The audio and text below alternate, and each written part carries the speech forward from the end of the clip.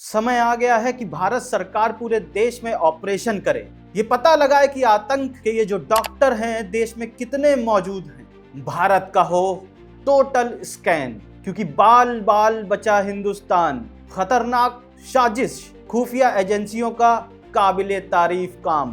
पाक परस्त नापाक डॉक्टरों की करतूत से हुआ पवित्र पेशा दागदार। केंद्र ही नहीं, अब राज्य सरकार भी जाग जाए, क्योंकि देश के अंदर ये जो दुश्मन छुपे हुए हैं इनके खिलाफ एक बड़ा अभियान शुरू करना चाहिए। क्योंकि इस साजिश के खुलासे के बाद खतरा अब मामूली नहीं रहा और इसी के साथ दलगत राजनीति से ऊपर उठे भारत की राजनीति। दोस्तों, ये वीडियो शुरू करने से पहले मैं बस इतना ही कहना चाहता हूं कि बाल बाल बचा हिंदुस्तान। कैसी और कितनी खतरनाक साजिश इन देश के दुश्मनों ने रची थी, सुनकर और जानकर कलेजा कांप गया। पूरे देश को और जो हमारे देश की बहुसंख्यक जनता है उसके खिलाफ जो साजिश रची थी, अगर वो सही समय पे सामने ना आती तो क्या होता। और मीडिया रिपोर्ट्स में जो दावे करे जा रहे हैं, अगर वो कहीं सच साबित हो जाते तो क्या होता।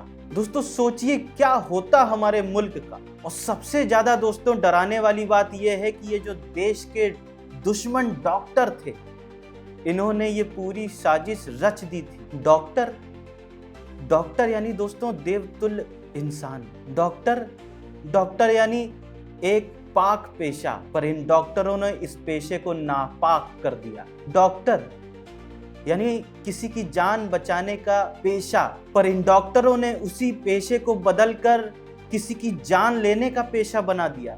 और जब ये घटना, ये मंसूबे जब सामने आए तो पूरे देश को हिलाकर रख दिया। और इन आतंकवादियों के जब मंसूबे कारगुजारी जब सामने आई देश के सामने, तो अब ये बहुत जरूरी हो गया है दोस्तों कि अब पूरे देश का एक टोटल स्कैन होना चाहिए। एक पूरा मुकम्मल ऑपरेशन इस देश का करना अब बहुत बहुत बहुत जरूरी हो गया है, ताकि ये पता तो चले कि कितने और डॉक्टर हमारे देश में छुपे हैं। कितने और डॉक्टर गली मोहल्ले, गांव, शहर, कस्बे और न जाने कितनी संस्थाओं में अलग अलग रूप और अलग अलग पेशे में मौजूद हैं। इन आतंक के डॉक्टरों का जो असली चेहरा सामने आया है, अब एक ये बात भी बहुत जरूरी हो गई है कि अब एक इनके ऊपर भी नजर गड़ाई जाए, नजर रखी जाए। ये जो सफेद पोश पेशा जो है, इस पर भी अब नकेल कसने का समय आ गया है, ताकि ये पता तो चले कि ये जो सफेद पोश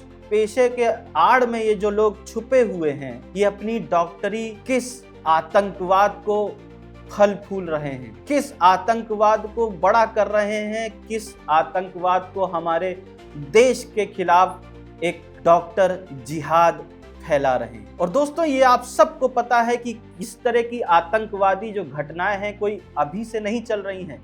जब से देश आज़ाद हुआ है, आज़ाद होने के पहले ही दिन से इस तरह की गतिविधियां शुरू हो गई थी और उनको रचा भी जा रहा था, अंजाम भी दिया जा रहा था। लेकिन जब ये दिल्ली बम ब्लास्ट हुआ और उस दिल्ली में जो देश का दिल है, सारी साजिशों को इस जघन्य साजिश ने पीछे छोड़ दिया। 9/11 तो आपको याद ही होगा, किस तरह एक पढ़े लिखे पायलट ने अमेरिका के कई हजार लोगों की जान ली।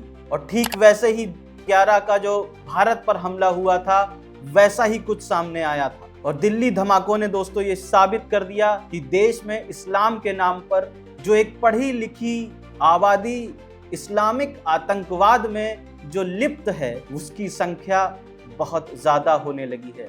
और सोचने वाली बात तो दोस्तों ये है कि अगर डॉक्टर इस तरह के आतंकवादी गतिविधियों में अपने आप को लिप्त कर रहे हैं, तो ना जाने दूसरे पेशे के लोग इस देश विरोधी काम में शामिल हों।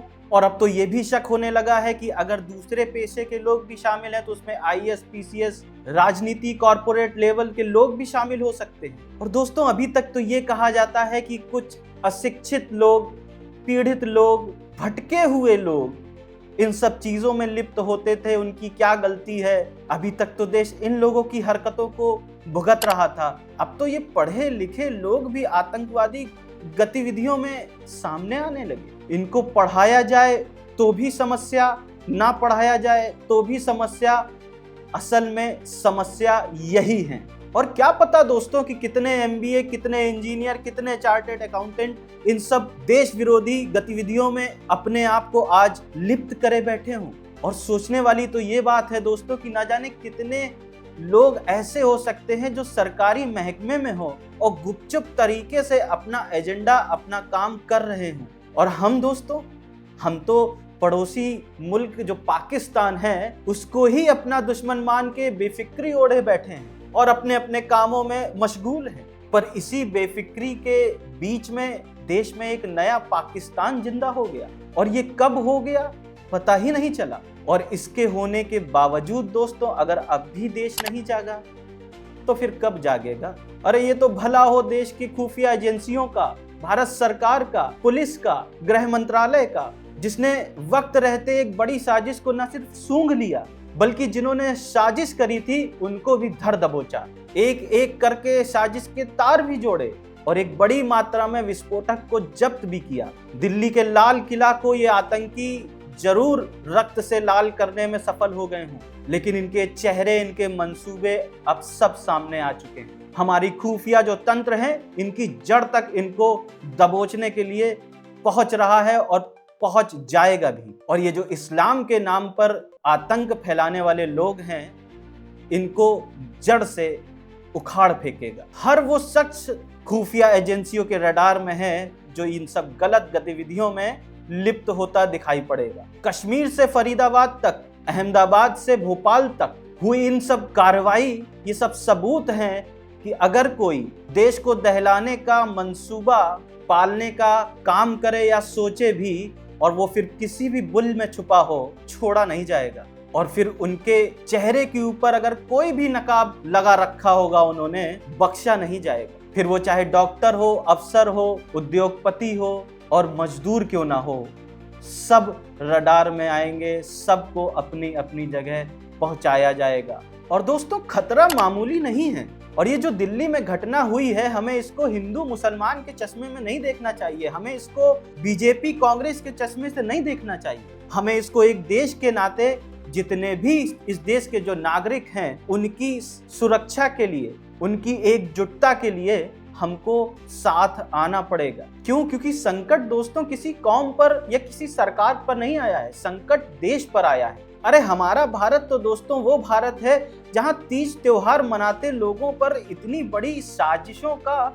एक पहाड़ तोड़ा जा रहा है। और इतना सब होने के बाद हमारे देश के जो नागरिक हैं उसके लिए ये बहुत चिंता का विषय है। अरे क्या पता आपके बगल में ही कोई रहता हो और वो देश के खिलाफ जो साजिश में लिप्त है, अपने मंसूबे वहीं से वो पूरे कर रहा हो। ऐसे में हमें दोस्तों अपने आस पड़ोस, मोहल्ले, जिले, प्रदेश, देश में एकजुटता का उदाहरण पेश करना पड़ेगा। और ये जो राजनीतिक लोग हैं इनको भी दलीय राजनीति से ऊपर उठकर अपने प्रदेश, देश के बारे में सोचना चाहिए। क्योंकि ये काम केवल मोदी शाह का नहीं है दोस्तों, और ना देश की एजेंसियों का ही अकेला ये काम है।